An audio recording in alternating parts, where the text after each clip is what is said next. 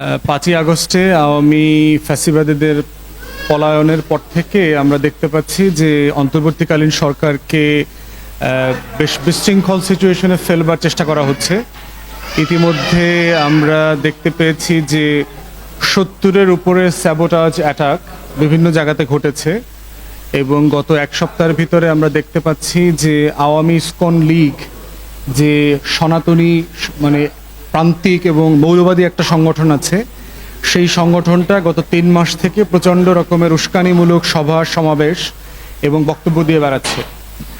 রংপুরে পার্টিকুলারলি আমরা দেখলাম যে রাষ্ট্রদ্রোহিতার মামলায় যে লোককে গ্রেফতার করা হয়েছে চিন্ময় দাসকে গতকালকে, তিনি হুঙ্কার দিয়ে বলেছেন যে বাংলাদেশে হিন্দুদেরকে নাকি উচ্ছেদ করবার জন্য ষড়যন্ত্র চলছে এবং যদি এই ষড়যন্ত্র অব্যাহত থাকে আমরা মনে করিয়ে দিতে চাই যে ইরাকে, লিবিয়াতে এবং সিরিয়াতে কি হয়েছে। এখন আমরা যারা দুনিয়ার খোঁজখবর জানি, ইরাকে, লিবিয়াতে এবং সিরিয়াতে গৃহযুদ্ধ চলছে। ওয়ার অ্যান্ড টেররের নামে পশ্চিমা নেটো শক্তি যে 7টা মুসলিম দেশকে ধ্বংস করে দেবার প্ল্যান করেছিল 2000 সালে, তার অংশ হিসাবে। তো সেই জায়গাতে আমরা দেখতে পাচ্ছি যে এই ইসকনের নেতা যে উস্কানিমূলক বক্তব্য দিয়েছে এবং তারপরে দেখলাম যে চট্টগ্রামে বাংলাদেশের পতাকার উপরে ইসকনের পতাকা দিয়েছে, এটা যে পরিকল্পিতভাবে একটা উস্কানি। এবং এই ঘটনাগুলোর সাথে আমাদের ইতিহাসে আমরা দেখেছি 1975 সালে শেখ মুজিবকে সপরিবারে হত্যা করবার পরে ভারত যে লেভেলে আমাদের রাষ্ট্রে ইন্টারফেয়ার করেছে, ঠিক একই লেভেলের ইন্টারফিয়ারেন্সের অ্যাটেম্পট আমরা দেখতে পাচ্ছি।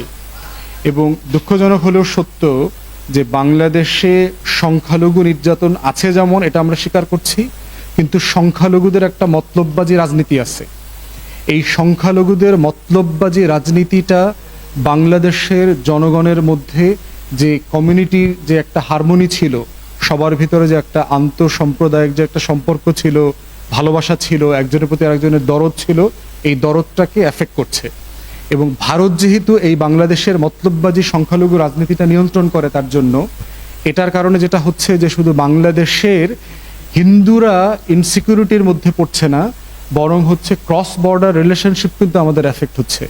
এবং মনেই হচ্ছে যে ভারত এটা পরিকল্পিতভাবে করছে। রয়ের যারা অফিসিয়ালরা আছেন, আওয়ামী লীগকে পুনর্বাসন করবার জন্য যে দিল্লির অ্যাডমিনিস্ট্রেশন দিনরাত কাজ করছেন, এবং অফকোর্স বেগম লক্ষণ সেনের যে মির্জাফরিও, রায়দুল্লভ, উমিচাঁদ এবং জগৎ শেট্টার এখনও বাংলাদেশে রয়ে গেছেন, তারা দিনরাত এই কাজগুলো করে যাচ্ছেন।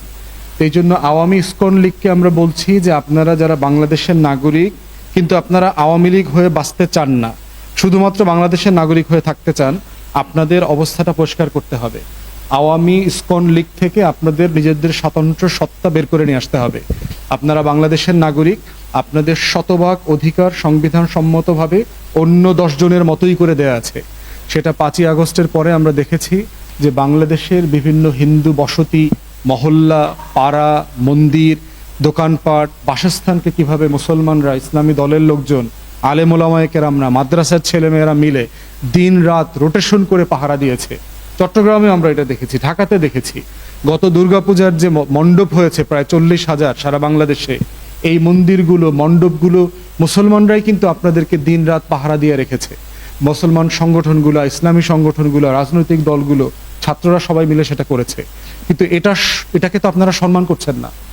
এই যে আমাদের ভালোবাসা, আমাদের যে নিঃস্বার্থ নাগরিক মহব্বতের যে জায়গাটা, দায় এবং দরদের জায়গাটা, সেই জায়গাটাকে আপনারা সম্মান করছেন না, শ্রদ্ধা করছেন না।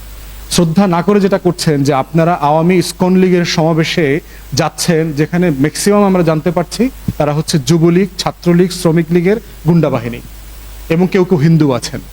তাহলে আপনারা যদি এইরকম হিন্দুদের সনাতনী সমাবেশের ব্যানারে আওয়ামী লীগকে পুনর্বাসন করতে চান, শুধুমাত্র দিল্লির এজেন্ডা বাস্তবায়ন করবার জন্য, গণ অভ্যুত্থানের পরবর্তী সম্পর্ক রক্ষার জন্য, কি এটা ভালো হবে? বাংলাদেশ অস্থির হয়ে গেলে কি আপনারা স্থির থাকবেন? এখানে গৃহযুদ্ধ লাগলে সবচেয়ে বেশি ভিকটিম হবে কারা এই সিচুয়েশনে? এই সিম্পল জিনিসটা কেন বুঝছেন না? এই জন্য আমি বাংলাদেশের সাধারণ হিন্দু সম্প্রদায়ের যারা সদস্য আছেন, দয়া করে আপনারা আপনাদের চরিত্র এবং আওয়ামী লীগের সাথে আপনার সম্পর্ক, ভারতের সাথে বাংলাদেশের রাষ্ট্র সাপেক্ষে সম্পর্ক, এগুলো আপনারা পরিষ্কার করেন।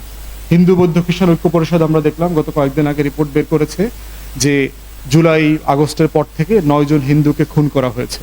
কিন্তু ফ্যাক্ট চেকাররা পরে দেখলাম যে 9 জন হিন্দুর যে পরিচয় বের করেছে, সেই পরিচয়ে তারা দেখলাম এদের 2-3 জন ছিল একেবারে ক্রিমিনাল গুন্ডা। তারা দিব্যি অস্ত্র নিয়ে গণ অভ্যুত্থানের পক্ষের ছাত্র জনতাকে হত্যা করবার জন্য, মারামারি করবার জন্য রাস্তায় ছিল। এই মারামারিতে তারা আহত হয়ে মারা গেছে।